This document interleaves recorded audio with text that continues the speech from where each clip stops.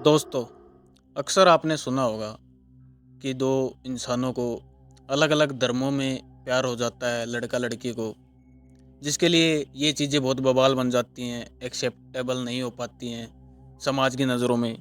लेकिन क्या कभी आपने ये सुना है कि दो अलग दुनिया के इंसानों को एक दूसरे से प्यार हो गया? जी हाँ दोस्तों, आज ये किस्सा इसी चीज़ पे है, जब एक जिन को एक लड़की से प्यार हो जाता है और उस लड़के को भी जिन से प्यार हो जाता है। तो ये किस्सा हमें साक्षी ने शेयर किया है। साक्षी अपने कॉलेज कंप्लीट कर रही थी, शहर में रह के अपने गांव से दूर। कॉलेज में जाती थी, बहुत अच्छी लड़की थी, उसके दोस्त भी काफ़ी थे और वो एक पीजी में रहते थे।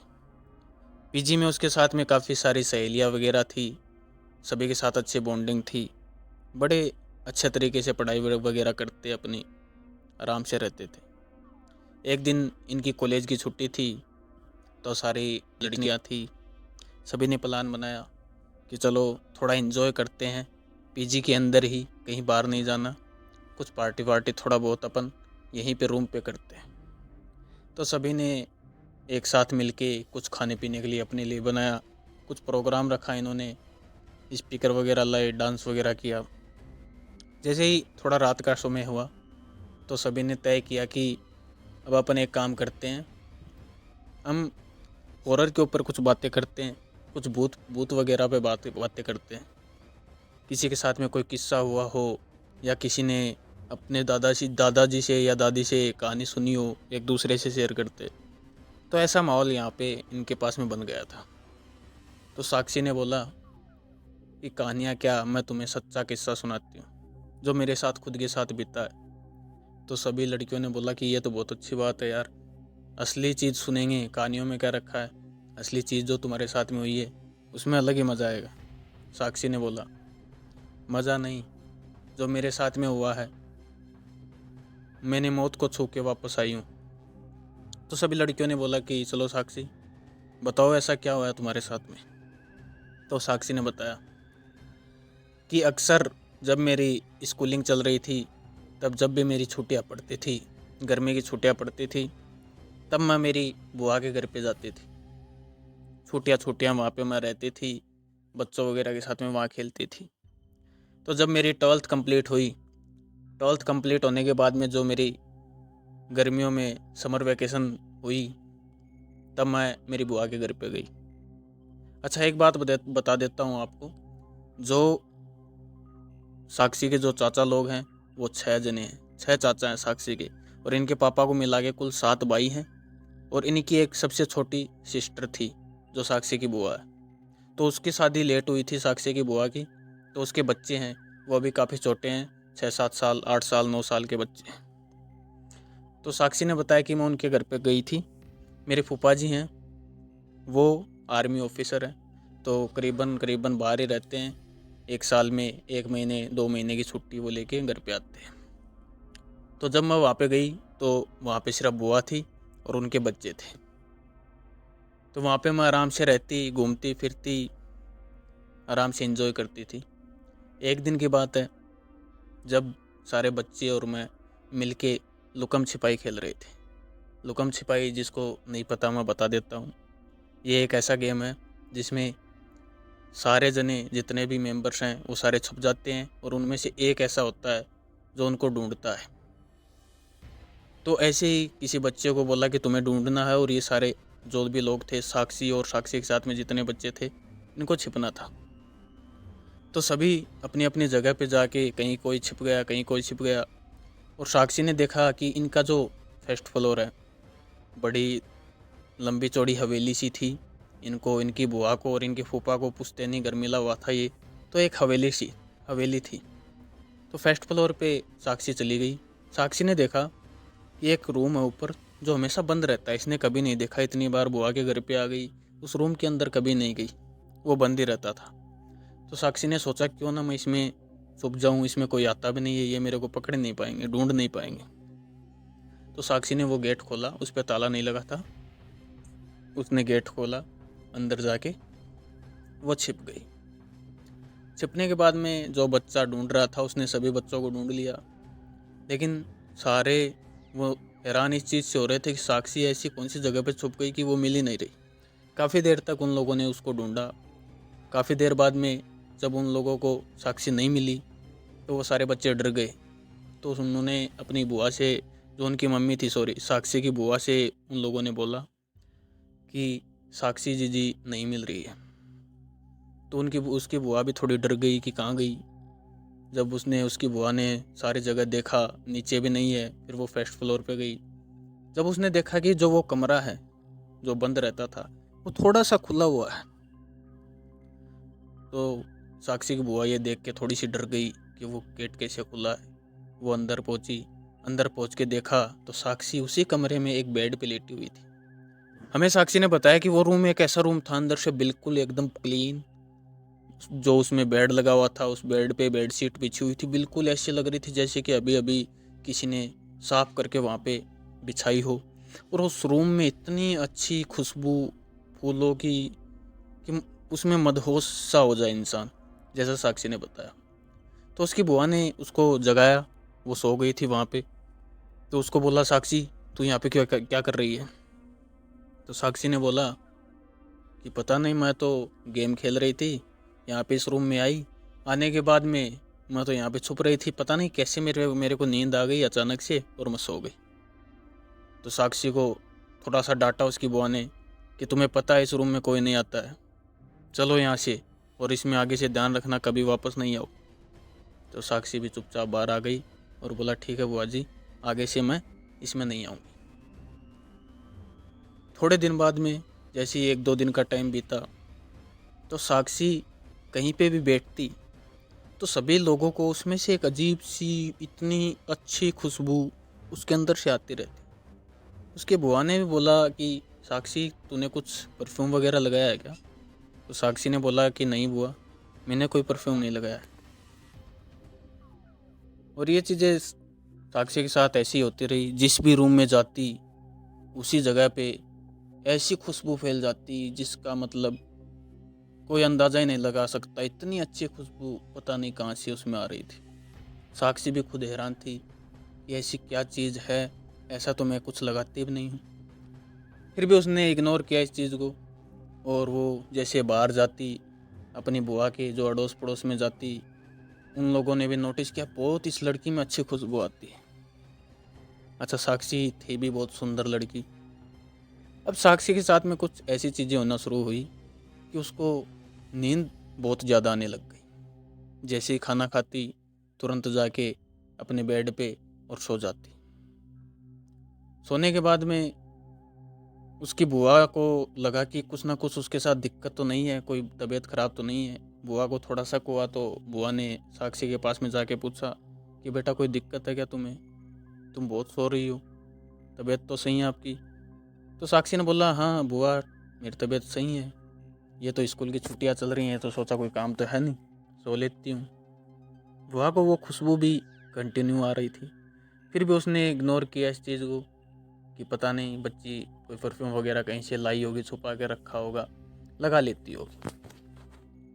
अब साक्षी ने जैसा बताया कि जैसे ही वो सोने को जाती है, सोते ही उसको एक सपना आता है और उस सपने में उसको एक लड़का दिखाई देता है, और इतना स्मार्ट और इतना सुंदर लड़का कि उसको देख के ही आदमी मदहोश हो जाए।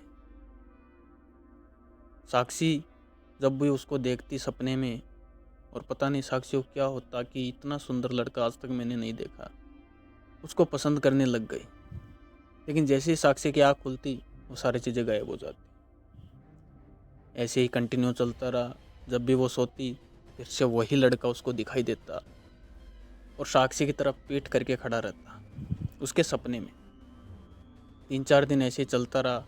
साक्षी ने एक चीज़ नोटिस की कि जो खुशबू उसके रूम में या उसको महसूस होती है, वही सेम खुशबू उसके सपने में जैसे ही वो लड़का उसके पास में रहता है, उसको दिखाई देता, तब सेम खुशबू ये वहाँ पे भी आती है। तो साक्षी कहीं ना कहीं उस लड़के को पसंद करने लग गई थी कि ऐसा लड़का अगर मेरे को रियल में मिल जाए तो क्या कहना। तो साक्षी ने सोचा कि आज जब भी मेरे को सपना आएगा, मैं सोऊंगी तो आज मैं उससे बात करूंगी। तो जैसे ही खाना पीना खा के साक्षी अपने बेड पे गई सोने के लिए, सोने के बाद में तुरंत बाद वही सपना आया। सपना आते ही उसको वह लड़का दिखाई दिया और उसके तरफ पीठ करके खड़ा हुआ था। तो साक्षी ने बोला कि सुनो, तुम कौन हो जो मेरे सपने में आ रहे हो बार बार, मेरी तरफ देखो। तो जब उसने साक्षी की तरफ देखा, साक्षी बिल्कुल सन्न हो गई। उसमें ऐसा खो गई कि उसके मुंह से कुछ भी नहीं निकल रहा और जैसे बर्फ की जैसे बिल्कुल ऐसे खड़ी हो गई। इतना सुंदर चेहरा, इतना अट्रैक्टिव साक्षी ने कभी नहीं देखा और साक्षी को उससे प्यार हो गया मन में। उस लड़के ने बोला कि मैं तो तुम्हारे सपने में इसलिए आता हूँ क्योंकि तुम मेरे को अच्छी लगती हो, मैं तुमसे प्यार करता हूँ। तो साक्षी ये सुन के और भी ज़्यादा खुश हो गई कि जो लड़का मेरे को चाहिए वो मेरे को ही पसंद करता है। तो साक्षी ने बोला मैं भी तुम्हें पसंद करती हूँ। ऐसा करके उन दोनों के बीच में बातें हुई। सपने में वो बेड पे बैठे बहुत सी अच्छी अच्छी बातें की। जैसे ही टाइम निकला, साक्षी की आंखें खुल गई, सारी चीज़ें गायब हो गई। अब वो सिर्फ जल्दीबाजी में सोने के लिए ही तैयार रहती कि कब मैं सोऊं, कब वो मैं उससे फिर मिलूं। तो ऐसे ही जब भी वो सोती उसको वो सपने में लड़का दिखाई देता, वो आपस में बातें बातें करते। अब साक्षी की थोड़ी तबीयत है वो ख़राब होने लग गई थी, थोड़ा वीक होने लग गई थी, जैसे कि खाना पीना टाइम से नहीं खा रही हो। तो एक दिन की बात है, सपने में वो फिर से लड़का उससे मिला जैसे साक्षी ने बताया। दोनों के बीच में बहुत सी बातें हो रही थी। एक दूसरे ने बोला कि हम शादी भी करेंगे। ऐसे वैसे उनके बीच में बातें हुई। दूसरे दिन जब साक्षी अपने बेड पे लेटी हुई थी, जब उसकी बुआ उसके पास में गई तो साक्षी को फीवर आया हुआ था। तो उसकी बुआ ने उसको उठाया वहाँ से और गांव के एक डॉक्टर के पास में लेके गई। तो डॉक्टर ने बोला कि बच्ची है, खेलने कूदने से बुखार आ गया, थोड़ा बहुत मेडिसिन दे देता हूँ, ठीक हो जाएगी। लेकिन ये बुखार किसी और चीज़ का था। साक्षी फिर से अपने रूम में आती है, फिर से सोती है, वही लड़का आता है। साक्षी ने उस सपने में उस लड़के से बोला कि देखो, हम दोनों एक दूसरे से प्यार करते हैं, अब मैं तुमसे शादी करना चाहती हूँ। तो लड़के ने बोला शादी तो मैं भी करना चाहता हूँ, लेकिन एक चीज़ याद रखो, अगर तुम मेरे से शादी करोगी तो तुम्हें ये दुनिया छोड़नी पड़ेगी, अपने माँ बाप को छोड़ना पड़ेगा, सभी लोगों को छोड़ना पड़ेगा, अगर मेरे साथ में चलना है। तुम इनसे कभी भी नहीं मिल पाओगी। तो वो कहते हैं ना, इश्क का कीड़ा कौन परिवार क्या जाने। तो उसने बोला कि मेरे को कोई नहीं चाहिए, ना माँ बाप चाहिए, मेरे को सिर्फ तुम चाहिए हो, मैं तुमसे शादी करूँगी, तुम्हारे साथ में चलूँगी। तो लड़के ने बोला ठीक है, जब समय आएगा तो मैं तुमसे शादी करूँगा और तुमको लेके चलूँगा। साक्षी खुश हो गई, साक्षी की आंखें खुली। दूसरा दिन हुआ। अब कंटिन्यू साक्षी की ऐसी हालत होती जा रही कि वो कमज़ोर पड़ती जा रही है, ना कुछ खाना पीना इतना खा रही है। तो उसकी बुआ को थोड़ा चिंता हुआ। उसकी बुआ वो एक दिन उसके पास में गई, उसको बोला कि बेटा क्या चल रहा है, तुम्हारी तबीयत इतनी ख़राब कैसे होती जा रही, इतना पतला कैसे होते जा रहे हो, तुम तो यहाँ पे एंजॉय करने आई हो, घूमने आई हो, तुम्हारे पापा मेरे को क्या बोलेंगे कि लड़के को तूने कमज़ोर कर दिया, क्या बात है मेरे को बताओ। तो साक्षी ने बोला बुआ ऐसी तो कोई बात नहीं है। लेकिन बुआ ने थोड़ा सा उसको डांटा कि सच सच बताओ क्या बात है, कोई दिक्कत है, परेशानी है, किसी चीज़ की टेंशन है। तो साक्षी ने बोला कि बुआ एक लड़का है जो मेरे सपनों में आता है और वो मेरे से प्यार करता है और मैं भी उससे बहुत प्यार करती हूँ, इतना सुंदर लड़का है और मैं उससे से शादी करूँगी। तो बुआ बोली पागल वागल हो गई है, दिमाग में बुखार चढ़ गया है क्या तेरे, कैसी बातें कर रही हैं बहकी बहकी, सपने में कोई लड़का आता है और तू उससे शादी करेगी। तो उसने बोला कि बुआ मैं झूठ नहीं बोल रही। तो बुआ ने बोला अच्छा एक बात बता, जब वो लड़का सपने में है तो तू शादी कैसे करेगी। तो उस लड़के ने बोला बुआ वो सब मेरे को नहीं पता, लेकिन उसने मेरे को बोला है कि मैं तुमसे समय आने पे शादी करूँगा और तुमको यहाँ से ले जाऊँगा वापस, तुम्हारे माँ बाप से मिलने के लिए भी तुझे आना नहीं पड़ेगा। तो उसकी बुआ को थोड़ी सी चिंता हुई, थोड़ा सा उसको शक हुआ, कहीं ना कहीं उसकी बुआ भी इन चीज़ों पे बिलीव करती थी। तो उसकी बुआ ने साक्षी को दूसरे दिन किसी बाबा के पास में लेकर गई। बाबा के पास में पहुंच के सारी चीज़ें बताई। तो बाबा ने साक्षी को साइड में बिठाया, उसके पास में खुद बैठे, उसका हाथ पकड़ा और बोला, बेटा क्या बात है, मेरे को बताओ। तो साक्षी ने वही चीज़ें बताई कि बाबा सपने में एक लड़का आता है जो मेरे से प्यार करता है, मैं भी उससे प्यार करती हूँ, हम शादी करना चाहते हैं। तो बाबा ने बोला कि बेटा सपने में शादी कैसे करोगे जब वो तुम्हारे सामने नहीं है। तो साक्षी थोड़ा सा गुस्सा हुई कि क्यों नहीं हो सकती शादी, जब उसने मेरे को बोला कि वो मेरे को लेके जाएगा तो वो मेरे को लेके जाएगा। तो बाबा ने उसका हाथ पकड़ा और कुछ ध्यान लगाया, फिर साक्षी को बोला, ठीक है बेटा तुम रेस्ट करो, आराम से बैठो। बाबा साक्षी की बुआ के पास में गए, बुआ को बोला, इस बच्चे के साथ में एक जिन है जो इससे बहुत प्यार करता है और ये भी उससे बहुत प्यार करती है, और वो इसको लेके जाएगा क्योंकि ये लड़की उसको पसंद आ गई है। लेकिन मैं इसको एक ताबीज़ बना के देता हूँ, आप ध्यान रखिएगा कि वो ताबीज़ इसके हाथ से ना खुले, अगर खुल गया तो वो फिर से इसके सपने में आएगा और एक दिन इसको ले जाएगा। तो उसने बाबा ने उसको एक ताबीज़ दिया, लड़की के हाथ में बांधा कि बेटा अब तुम्हें वो सपना नहीं आएगा। तो साक्षी गुस्सा हो गई कि ऐसे कैसे नहीं आएगा। तो उसकी बुआ उसको घर पे ले आई। घर पे लाने के बाद में बुआ ने बोला कि देख बेटा, ये ताबीज़ नहीं खोलना है जो बाबा ने दिया है, हमारी भलाई चाहती है तो साक्षी ने बोला कि बुआ आपको क्या प्रॉब्लम, वो कौन सा मेरे को नुकसान पहुंचा रहा है, मैं उससे प्यार करती हूँ, वो मेरे से प्यार करता है, क्या दिक्कत क्या है। तो बुआ ने थोड़ा डांटा कि चुपचाप जितना बोला जाए उतना करो, ये ताबीज़ नहीं खुलना चाहिए, अगर खुला तो इसका अंजाम बहुत बुरा होगा। तो थोड़ी सी साक्षी भी डर गई, बच्ची थी, 12th क्लास अभी उसने कंप्लीट की थी। तो 2-4 दिन बीते, 2-4 दिन का टाइम बीता। अब साक्षी थोड़ा अकेला अकेला फील करने लग गई थी, जैसे वो अकेली सोने जाती, बहुत अजीब सा फील हो रहा था क्योंकि उसको उस लड़की की जो जुदाई थी वो बर्दाश्त हो नहीं रही थी। तो उसने एक दिन रात को वो ताबीज़ खोला और साइड में रख दिया। ताबीज़ खोलते ही उसकी नींद लगी, नींद लगते ही वही सपना आया, सपने में वो लड़का आया। लड़के को उसने सारी चीज़ें बताई कि ऐसे ऐसे बुआ ने मेरे को ताबीज़ बंधवा दिया, मैं तुमसे मिल नहीं पाई। तो लड़का बोला, टेंशन मत लो, मैं जल्दी ही तुमको यहाँ से ले जाऊँगा और ये ताबीज़ तुम दोबारा मत पहनना। तो साक्षी ने बोला, हाँ मैं पागल थोड़ी हूँ, मैं भी तुम्हारे साथ में रहना चाहती हूँ, मैं ताबीज़ नहीं बांधूँगी। जब दूसरे दिन साक्षी खाना खा रही थी, उसकी बुआ की नज़र पड़ी कि उसके हाथ में ताबीज़ नहीं है। उसकी बुआ ने बोला कि ताबीज़ कहाँ पे गया। तो साक्षी ने बोला कि वो मैंने निकाल दिया, और बुआ मेरे से ज़्यादा ऊंची आवाज़ में बात मत करो, मैं उसके बिना नहीं रह सकती। तो बुआ ने बोला कि ठीक है फिर चली जा यहाँ से, अपने घर पे चली जा, तेरे को एक बार समझ में नहीं आता, हम कोई दूसरे थोड़ी हैं, तेरे लिए गैर हैं क्या, तेरे लिए समझा रहे हैं, तेरे भलाई के लिए समझा रहे हैं। ऐसे करके जब उसने डांटा तो साक्षी रोने लग गई। तो बुआ ने साक्षी के पिता को फ़ोन किया कि भैया घर पे आओ और अपने बच्चे को ले जाओ, और कुछ बहुत ज़रूरी बातें हैं जो आपको बतानी है। तो उसके पापा भी इसके बुआ के घर पे आए। बुआ ने सारी चीज़ें बताई कि ऐसा ऐसा इस लड़की को है, बाबा ने ताबीज़ दिया था, इसने खोल दिया और अब इसकी फिर से तबीयत ख़राब होगी, बाबा ने ऐसा बोला था कि वो जिन इसको ले जाएगा। तो उसके पापा ने थोड़ा साक्षी को डांटा, फिर से उस बाबा के पास में गए, उन बाबा ने फिर ताबीज़ बना के दिया। ताबीज़ बनाने के बाद में जब साक्षी को पहना दिया तो साक्षी को फिर से सपने आने बंद हो गए और वो अपने घर पे चली गई अपने पापा के साथ में। घर पे जाने के बाद में थोड़ा सा समय बीतता रहा, साक्षी अब थोड़ी थोड़ी परेशान सी रहने लग गई, खाना पीना छोड़ दिया उसने, और उस लड़के की उसको बहुत याद आती। 1-1.5 महीना बीत गया। 1-1.5 महीने बाद में साक्षी से जब रहा नहीं गया तो एक दिन वो कमरे में अपने अकेली थी और उसने वो ताबीज़ खोला क्योंकि उसको बहुत अब मिलने की इच्छा हो रही थी उस लड़के से।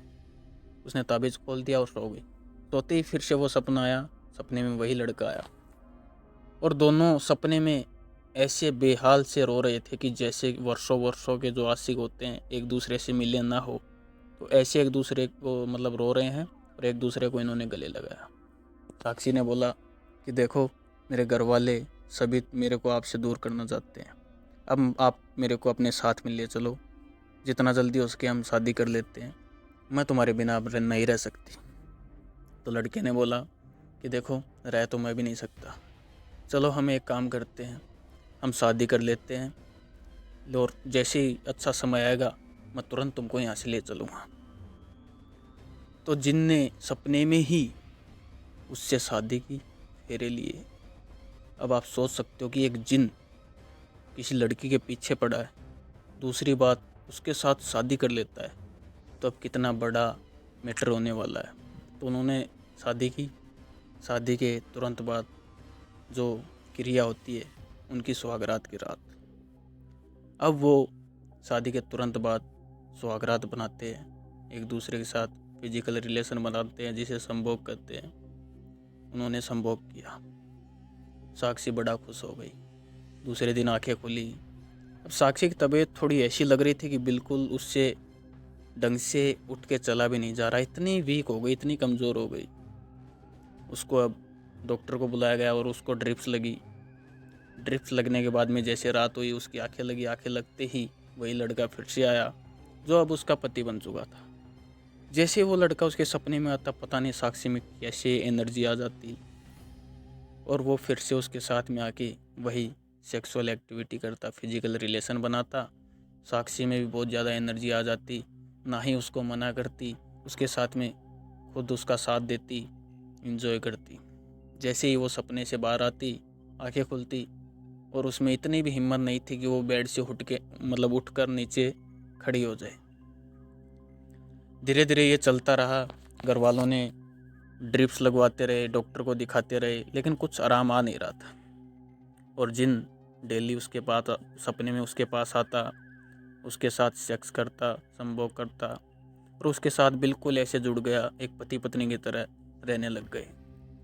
एक दिन रात को सपने में साक्षी ने उस लड़के से बोला कि यार बहुत समय निकल गया, अब मैं अब तुम्हारे साथ में चलना चाहती हूँ। वैसे भी घर में मेरे से ना कोई बोलता है, ना मेरे से बात करता है, अब मेरे को तुम ले चलो। उस लड़के ने बोला कि देखो बस मेरे को 2 दिन का टाइम दे दो, 2 दिन के बाद में मैं तुम्हें अपने साथ यहाँ से हमेशा के लिए ले चलूँगा। दूसरा दिन हुआ तो उसके माँ बाप ने देखा कि अब साक्षी की तबीयत में कोई सुधार नहीं आ रहा है। उसकी माँ की नज़र उसके हाथ पे पड़ी तो उसकी माँ ने देखा कि उसका ताबीज़ तो गायब है। इस चीज़ पे तो हम लोगों ने ध्यान ही नहीं दिया। तो उसके पापा को सीधी उस बाबा की बात याद आई कि ये तो अनर्थ हो गया। बाबा ने बोला था कि दूसरी बार ताबीज़ बना के दे रहा हूँ, अब की बार खुल गया तो वो जिन इसको साथ में ले जाएगा। उसके पापा ने तुरंत उसकी बुआ को फ़ोन किया, साक्षी की बुआ को यानी अपनी बहन को, और यहाँ से साक्षी को लेके इसके मम्मी पापा तुरंत उस बाबा के पास में पहुँचे। बाबा ने जब साक्षी को देखा तो वो थोड़ा गुस्से में आए और उनके माता पिता को बोला, मैंने आपको क्या बोला था, इसका ध्यान रखना, वो ताबीज़ किसी हालत में नहीं खुलना था। जब बाबा ने उसका हाथ पकड़ा, साक्षी का थोड़ा ध्यान लगाया, तो उनको पता चला कि ये तो अनर्थ हो गया है, अब इसमें माँ आपकी कोई मदद नहीं कर सकता। तो साक्षी के पापा ने बोला कि क्या हो गया बाबा? तो बाबा ने बोला कि जो जिन इसके साथ में था उसने इसके साथ शादी कर ली है, और शादी छोड़ो, इसके साथ वो फिजिकल एक दूसरे का शरीर उन्होंने सौंप दिया है, इसके साथ में संभोग कर लिया है। अब वो इसको नहीं छोड़ेगा, अब वो इसका हो चुका है और ये उसकी हो चुकी है। तो उसके माता पिता और उसकी बुआ साक्षी के रोने लग गए, बाबा के पैर में गिर गए कि बाबा कैसे भी आप इसको बचाओ। बाबा ने बोला 1 दिन का समय है, वो जिन इसको परसों ले जाएगा, लेकिन रोना बंद करो, मैं कल तुम्हारे घर पे आता हूँ, अभी तुम इसको लेके घर पे चले जाओ। कल सुबह मैं आऊँगा और मैं ये जो सारी चीज़ें तुमको बता रहा हूँ, ये सारी चीज़ें तुम पहले से ला के रखो, तुम्हारे घर में पूजा होगी, शायद समाधान हो जाए, लेकिन ये बहुत बड़ी शक्ति है, हमें चांस लेना पड़ेगा, शायद इस लड़के की ज़िंदगी भी जा सकती है। तो उनके माता पिता ने बोला कि बाबा आप कुछ भी करो, इसको बचा लो, हमारी बेटी एक ही बेटी है। तो बाबा ने बोला चलो ठीक है, तुम लोग इसको लेके जाओ, मैं कल सुबह तुम्हारे घर पे आता हूँ। जब दूसरा दिन हुआ, बाबा इनके घर पे पहुँचते हैं 1-2 चेलों के साथ में। जो भी पूजा वूजा का सामान था वो सारा इन्होंने सेट किया। वहाँ पे साक्षी को इन्होंने लेटाया। अच्छा, साक्षी ना तो उठ पा रही है, ना बोल पा रही है, कुछ भी, बिल्कुल ऐसे है जैसे कोई कोमा में है, पैरालाइज है। तो उसको वहाँ पे लेटा दिया। अब इन्होंने पूजा स्टार्ट की। पूजा जैसे ही स्टार्ट हुई, थोड़ी देर बाद में पता नहीं क्या हुआ, साक्षी की जो बॉडी थी वो कंपन करने लग गई। थोड़ी देर बाद में पंडित जी जो बाबा थे उन्होंने और कुछ मंत्र, कुछ रक्षा धागा जब साक्षी को बांधा, तो अचानक से साक्षी की बॉडी बहुत ज़्यादा कंपन करने लग गई और अचानक से खड़ी हो गई और ज़ोर ज़ोर से चिल्लाने लग गई। और उसके अंदर से एक अजीब सी आवाज़ आ रही थी, जैसे कि कोई आदमी उसके मुंह से बोल रहा है, कभी ऐसा लगता कि औरत की आवाज़ आ रही है। अजीब सी आवाज़ें आने लग गई और बहुत ज़ोर से चिल्लाने लग गई पूरे घर में। थोड़ी देर बाद में अचानक पता नहीं क्या हुआ, साक्षी ने अपने अपने जो भी सारे कपड़े उसने पहन रखे थे उनको फाड़ डाला।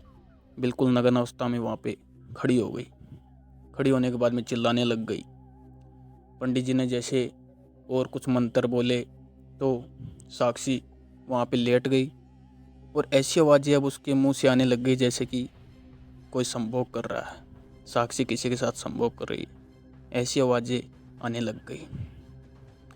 पंडित जी ने जब उस पर कुछ जल फेंका, कुछ उनके पास में कोई मंत्रित जो राख होती है, बबूती होती है, वो उस पर फेंकी, तो फिर से वो तड़पड़ाने लग गई और चिल्लाने लग गई।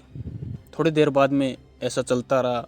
पंडित जी एक अपने साथ में एक माला लाए थे, उस माला को साक्षी के गर्दन में, गले में पहनाया। पहनाने के बाद में अचानक से साक्षी थोड़ी देर बाद में बिल्कुल बेहोश हो गई। बेहोश होने के बाद में बाबा ने कुछ ताबीज़ वगैरह बनाए, साक्षी को पहनाए और उनके घर वालों को बोला कि देखो बहुत ही कठिन था, लेकिन मैंने उस जिन को अपने पास कैद कर लिया है। लेकिन अब आगे से ध्यान रखना, साक्षी के पास जो ये ताबीज़ मैंने बांधे हैं ये नहीं खुलने चाहिए। दूसरी बात, जो पहले साक्षी को सपने आते थे अब वो सपने तो नहीं आएंगे, लेकिन अब इसको ये भी याद नहीं रहेगा कि इतने दिन उसके साथ में कोई सपने आए थे या कोई उसको लड़का मिला था। अब ये खुद से ये ताबीज़ तो खोलेगी नहीं, लेकिन फिर भी आप इसको समझा देना कि ये ताबीज़ गलती से भी खुल ना जाए, क्योंकि ये जिन मैंने जो कैद कर रखा है बहुत शक्तिशाली है, ये कभी भी आज़ाद हो सकता है। इसको संभालना मेरे लिए भी बहुत भारी है। तो आप कृपया ये ध्यान रखें कि ये साक्षी कभी भी ताबीज़ आगे ना खोलने पाए, क्योंकि अभी तो मैंने इसको बचा लिया कैसे भी, आगे इसको बचाना बहुत मुश्किल हो जाएगा। तो साक्षी को ये सारी चीज़ें याद नहीं थी जब वो होश में आई, लेकिन धीरे धीरे टाइम निकला, उसको ये चीज़ें दिखना बंद हो गई थी बिल्कुल भी। लेकिन थोड़े टाइम बाद में उसके घर वालों ने जब इसको बताया कि तुम्हारे साथ ऐसा भी हुआ था, तब साक्षी को सारी चीज़ें पता चली। अभी तक साक्षी सही है, कोई दिक्कत नहीं है, वो ताबीज़ अभी भी वो अपने हाथ में बांध के रखती है और अपनी पढ़ाई कर रही है।